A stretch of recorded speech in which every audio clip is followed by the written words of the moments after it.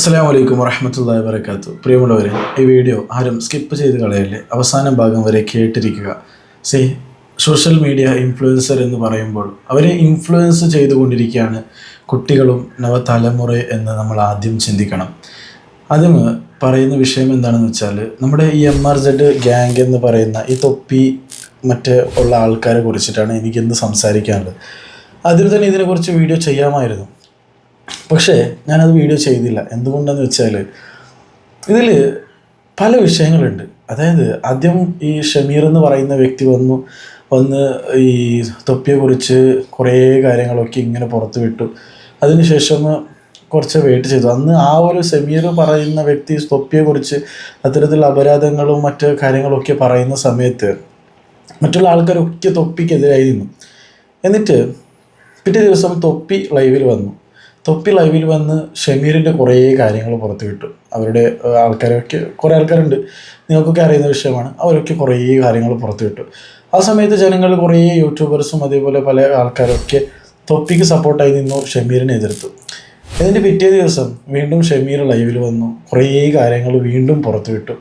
എന്നിട്ട് എല്ലാ ആൾക്കാരും ഇപ്പോൾ തെറ്റിയിരിക്കുകയാണ്. എന്ന് വെച്ചാൽ അവർക്ക് തൊപ്പിക്കും സപ്പോർട്ട് ചെയ്യാൻ കഴിയുന്നില്ല, ഷമീറിനും സപ്പോർട്ട് ചെയ്യാൻ കഴിയുന്നില്ല. ഞാൻ പറഞ്ഞു വരുന്നത് എന്താണെന്ന് വെച്ചാൽ, സത്യത്തിൽ ഇവിടെ രണ്ട് ആൾക്കാരും നല്ല കാര്യം ഒരിക്കലും ചെയ്തിട്ടില്ല എന്നുള്ളതാണ്. രണ്ടുപേരും തെറ്റ് ചെയ്തിട്ടുണ്ട്. തെറ്റ് ചെയ്തതെന്ന് മാത്രമല്ല, അശ്ലീലമായിട്ടുള്ള വീഡിയോസ് അടക്കം പുറത്തുവിടുകയും അശ്ലീലമായിട്ടുള്ള ഓഡിയോ അടക്കം പുറത്തുവിടുകയും ചെയ്തിട്ടുണ്ട് എന്നുള്ളതാണ് യാഥാർത്ഥ്യം. ഞാനിവിടെ പറയുന്നുള്ളത് നവതലമുറയെ കുറിച്ചിട്ടാണ്. ഇവരുടെ ലൈവ് കാണുന്നതായ എത്രയോ കുട്ടികളൊക്കെ ഉണ്ട്, അറിയും. ഇവരൊക്കെ ഇത്തരത്തിലുള്ള വേർഡ്സും മറ്റേ കാര്യങ്ങളൊക്കെ കേൾക്കുന്നുണ്ട്. അതുമല്ലാതെ ലൈവിൽ തന്നെ മറ്റേ മാസ്ട്രബേഷൻ ചെയ്യുന്ന വീഡിയോസൊക്കെ പുറത്തു വിടുകയും. എന്താണ്, നിങ്ങളൊന്ന് ചിന്തിച്ച് നോക്കിയത്?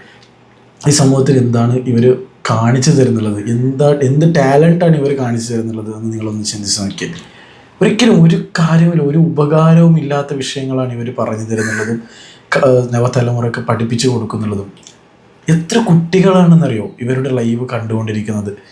അവരൊക്കെ നിങ്ങൾ ശരിയായ റൂട്ടിൽ സഞ്ചരിപ്പിക്കാൻ പഠിപ്പിക്കുന്ന വിട്ടിട്ട് ഇത്തരത്തിലുള്ള തെറ്റായ രീതിയിലുള്ള കാര്യങ്ങളൊക്കെയല്ലേ പഠിപ്പിച്ചു കൊടുക്കുന്നത്. ഈ രണ്ടാൾക്കാരും, ഒരാളെയും ന്യായീകരിക്കാൻ പറ്റില്ല. രണ്ടാൾക്കാരും ഒരേ സ്വഭാവക്കാരെന്ന് വേണമെങ്കിൽ നമുക്ക് പറയാം.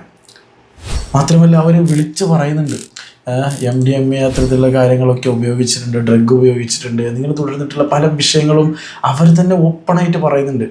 ഇപ്പോൾ ഈ അടുത്ത് എനിക്ക് കേൾക്കാൻ വേണ്ടി കഴിഞ്ഞ ന്യൂസ് ഇതുപോലെയായിരുന്നു. ഒന്ന് ജസ്റ്റ് കേട്ട് നോക്കി. യൂട്യൂബർ തൊപ്പി എന്ന നിഹാദിനും സംഘത്തിനുമെതിരായ പരാതിയിൽ പ്രാഥമിക അന്വേഷണം തുടങ്ങി കളമശ്ശേരി പോലീസ്. സമൂഹ മാധ്യമങ്ങളിലെ പോസ്റ്റുകൾ പരിശോധിച്ചു തുടങ്ങി. തെളിവ് കിട്ടിയാൽ കേസെടുക്കുന്ന അടക്കമുള്ള നടപടികളിലേക്ക് പോയി.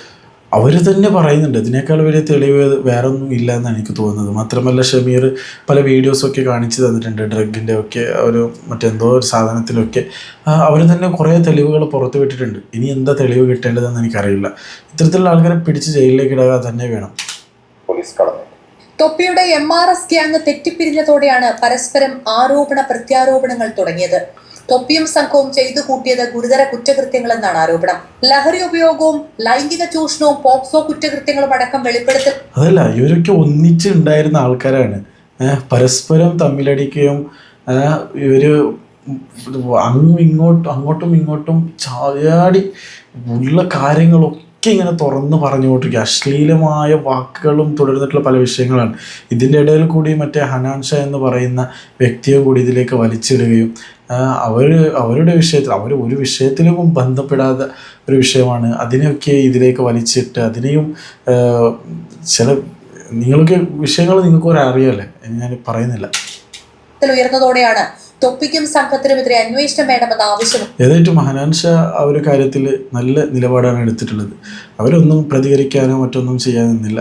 ശരിക്കും എന്താണ് ചെയ്യേണ്ടത് ആ കാര്യം തന്നെ ചെയ്തിട്ടുണ്ട്. ലീഗലി ആയിട്ട് മൂവ് ഓൺ ചെയ്യാൻ വേണ്ടിയിട്ടാണ് അവർ ഇത് കേസൊക്കെ അർജിയൊക്കെ സമർപ്പിച്ചിട്ടുണ്ട് എന്നൊക്കെ അറിയാൻ വേണ്ടി കഴിഞ്ഞു. ഓക്കെ. ഉയർന്നത് അഭിഭാഷകനായ ശ്രീജിത്ത് പെരുമന ആഭ്യന്തരമന്ത്രിക്കും പോലീസ് മേധാവിക്കും നൽകിയ പരാതി സൈബർ വിഭാഗത്തിനും പിന്നീട് തൊപ്പിയും സംഘവും താമസിച്ചിരുന്നത് കളമശ്ശേരി സ്റ്റേഷൻ പരിധിയിലായതിനാൽ അവിടേക്കും കൈമാറുകയായിരുന്നു. ഇതിലാണ് സമൂഹ മാധ്യമ പോസ്റ്റുകളടക്കം പരിശോധിക്കുന്ന പ്രാഥമിക നടപടികളിലേക്ക് പോലീസ് കടന്നത്. പുറത്തു വന്ന വിവരങ്ങളിൽ എന്തെങ്കിലും തെളിവ് കിട്ടിയാൽ കേസെടുക്കുന്നതടക്കമുള്ള നടപടികളിലേക്ക് പോലീസ് കടന്നേക്കും. ഏഷ്യാനെറ്റ് ന്യൂസ്, കൊച്ചി. ഓക്കെ, ഇത് ഇവര് ചെയ്ത തെറ്റിന് ഇവർ അനുഭവിക്കുക തന്നെ ചെയ്യണം എന്നാണ് എനിക്ക് തോന്നുന്നത്. എത്ര കുട്ടികളാണ് അറിയോ ഇവരുടെ ലൈവൊക്കെ കണ്ടുകൊണ്ടിരിക്കുന്നത്. നിങ്ങൾക്ക് ആ ഒരു ലൈവ് ചാറ്റ് തന്നെ നോക്കിയാൽ നിങ്ങൾക്ക് മനസ്സിലാവും. കുറേ കുട്ടികൾ 13, 14, 15 വയസ്സിൻ്റെ കുറേ കുട്ടികളൊക്കെ ഇവരൊക്കെ വീഡിയോസ് കാണുകയും ഇവരുടെ ലൈവൊക്കെ കാണുകയും ഒക്കെ ചെയ്യുന്നുണ്ട്. ഓക്കെ, മറ്റേ നമ്മൾ അൻസാരി ജോഹരി ഉസ്താദിൻ്റെ വീഡിയോ കൂടി ഞാൻ നിങ്ങൾക്കൊന്ന് കാണിച്ചു തരാം. ഓക്കെ, നമ്മുടെ നാടും നമ്മുടെ സംസ്കാരമൊക്കെ കയ്യിൽ നിന്ന് പോകാടും. എനിക്കും നിങ്ങൾക്കൊക്കെ ആൺമക്കളും പെൺമക്കളും ഒക്കെ ഉണ്ടല്ലേ. ഏതാനും ദിവസങ്ങളായി നമ്മുടെ മക്കളൊക്കെ കാണുകയും ആസ്വദിക്കുകയും പരസ്പരം പങ്കുവെക്കുകയും ചെയ്യുന്ന വീഡിയോ എന്നറിയാം. തൊപ്പി ഗ്യാങ്ങിന്റെ പ്രശ്നങ്ങൾ, അവരുടെ പ്രശ്നങ്ങൾ ഏതുമാകട്ടെ നമ്മളുമായിട്ട് ബന്ധപ്പെട്ട കാര്യമില്ല. പക്ഷേ ഇവിടെ പറയേണ്ടി വരുന്നൊരു സാഹചര്യം എന്ന് പറഞ്ഞാൽ, ഈ പ്രശ്നവുമായി ബന്ധപ്പെട്ട് അങ്ങോട്ടും ഇങ്ങോട്ടും കരിവാരി തേക്കുന്ന സമയത്ത് ഒരാൾ ചെയ്ത സ്വയംഭോഗമടക്കമുള്ള സ്വകാര്യ ദൃശ്യങ്ങൾ സോഷ്യൽ മീഡിയയിൽ പ്രചരിപ്പിക്കുമ്പോൾ എൻ്റെയും നിങ്ങളുടെയും ആൺമക്കൾ അതിൻ്റെ പ്രേക്ഷകരാണെന്ന് ആലോചിക്കുക. നമ്മുടെ മക്കൾക്ക് ഇത്തരം തിന്മകളോടുള്ള ഗൗരവം കുറയുന്നതാണ് അവർക്ക് ചിരി വരാനുള്ള കാരണം. നമ്മുടെ മക്കൾ ഈ സ്വയംഭോഗവും ഒരാൾ ചെയ്ത് പെൺമാടിത്തരവും തോന്നിയവാസങ്ങളൊക്കെ പരസ്യമായി പറയുമ്പോൾ നമ്മുടെ മക്കൾ കുടുകുടാച്ചിരിക്കുകയും തൻ്റെ സുഹൃത്തുക്കൾക്ക് അത് പങ്കുവെക്കുകയും ചെയ്യുമ്പോൾ നമ്മുടെ മക്കൾക്ക് അയ്യേ എന്ന് പറയാനുള്ള മനോഭാവം മാറിപ്പോവുകയാണ്. ചെറിയ തെറ്റുകൾ കണ്ടപ്പോൾ നമ്മുടെ ഭൂതകാലം അയ്യേ എന്ന് പറഞ്ഞ മനോഭാവമാണ് ഇന്നും നമ്മളെയൊക്കെ ഈ കാണുന്ന സാംസ്കാരികമായ ഔന്നത്യത്തിലെത്തിയത്. എന്നാൽ ഇനി വരാൻ പോകുന്ന തലമുറയിൽ നമ്മൾ എങ്ങനെ പ്രതീക്ഷിക്കും? എന്ത് പ്രതീക്ഷിക്കും? എന്തെല്ലാം തെന്മാടിത്തരങ്ങളാണ് ഈ കാണിച്ചു കൊടുത്തത്? ആർക്കും ഒരു പ്രശ്നമില്ല. പറഞ്ഞാൽ ട്രോളപ്പെടും, പരിഹസിക്കപ്പെടും, ചീത്ത വിളിക്കും. അങ്ങനത്തെ ഒരു ഭയവും വേണ്ട. തിന്മയോട് സന്ധിയില്ല സമരം നടത്തിയാൽ അതാണ് നിലപാട്, അതാണ് ആദർശം. അവിടെ ആരെന്ത് പറയുന്നു എന്നുള്ളതല്ല, നന്മക്കൊപ്പം മാത്രം നിൽക്കണം. അവിടെ ദൈവകൃപയുണ്ടാവും. പ്രിയപ്പെട്ട സതീശൻ സാറേ, ഈ വരാൻ പോകുന്നൊരു തലമുറ നിർജീവ ഹൃദയങ്ങളുള്ള കേവലം ശരീരങ്ങളായി മാറും. നമ്മുടെ നാട്ടിൽ ഒരു പുതിയ പ്രതിഭ ഉണ്ടാക്കാൻ കഴിയാതെ വരും. നമുക്കിനി ഒരു കലാമിനെ വേണം. നമുക്കിനിയും പ്രതിഭാനിരതരായ അനേകായിരം മനുഷ്യർ വേണം. നമ്മുടെ രാജ്യം വികസിക്കണം, നമ്മുടെ സമൂഹം പ്രബുദ്ധമാകണം. എങ്ങനെയാവും എൻ്റെ പ്രിയപ്പെട്ട സാറേ? തുണി ഒഴിഞ്ഞ സമൂഹത്തിന് മുമ്പിൽ നൃത്തം ചെയ്യുന്ന ഇത്തരം തെന്മാടികളെ കണ്ടിട്ട് ഇങ്ങനെയെങ്കിലും വൈറലാകാമെന്ന് എല്ലാവരും വിചാരിച്ചു കഴിഞ്ഞാൽ തുണിയില്ലാത്ത മനുഷ്യന്മാരുടെ പ്രത്യേകതയല്ലേ നമ്മുടെ നാട്ടിലുണ്ടാകും. ഇതിൻ്റെ ഇടയിൽ കൂടി മറ്റൊരു കാര്യം കൂടി പറയാനുള്ളത്, ഈ തൊപ്പി എന്ന് പറയുന്ന ക്യാരക്ടർ ഉണ്ടല്ലോ, ആദ്യ സമയത്തൊക്കെ വല്ലാതെ ഈ ഫുഡൊക്കെ വേസ്റ്റ് ചെയ്യുന്ന വീഡിയോസും അതേപോലെ പല രീതിയിലുള്ള കോപ്രായങ്ങളുമായിട്ടാണ് വീഡിയോസും ലൈവും ചെയ്തുകൊണ്ടിരുന്നത്. അതിനുശേഷം ഒരു ദിവസം തൊപ്പി എന്ന് പറയുന്ന അത് പോയി, ഞാൻ നിഹാദായി നല്ല വ്യക്തിയായി എന്ന രീതിയിലൊക്കെയാണ് സോഷ്യൽ മീഡിയയിൽ പിന്നീട് വീണ്ടും വരുന്നുള്ളത്. അത് വന്നതിന് ശേഷം നന്മമരമായിട്ടാണ് കൊണ്ടു നടന്നത്. ഞാനടക്കം ഒരു പ്രാവശ്യം വീഡിയോ ചെയ്തു പോയിട്ടുണ്ടായിരുന്നു.